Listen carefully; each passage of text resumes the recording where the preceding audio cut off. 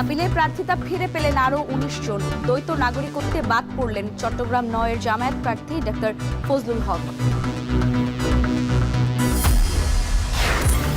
অবৈধ অস্ত্র উদ্ধার না হওয়া সরকারের ব্যর্থতা, বললেন মির্জা ফখরুল। স্থিতিশীলতার জন্য নির্বাচনের পরও একসাথে কাজ করতে চায় জামাত।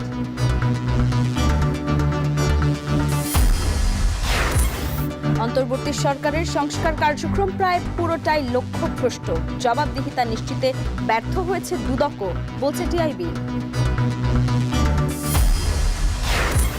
টেকনাফের হোয়াইকং সীমান্তে স্থলমাইন বিস্ফোরণে বাংলাদেশি জেলের পা বিচ্ছিন্ন। আতঙ্কে স্থানীয়রা। মিয়ানমারের বিরুদ্ধে রোহিঙ্গা গণহত্যার বিচার শুরু আজ। এবং কারফিউ জারি করে গণহত্যা অভিযোগে আনিসুল সালমানের বিচার শুরু। সাক্ষ্য গ্রহণ ১০ ফেব্রুয়ারি। ওসমান হাদি হত্যায় অভিযোগ গঠনের শুনানি ১৫ জানুয়ারি।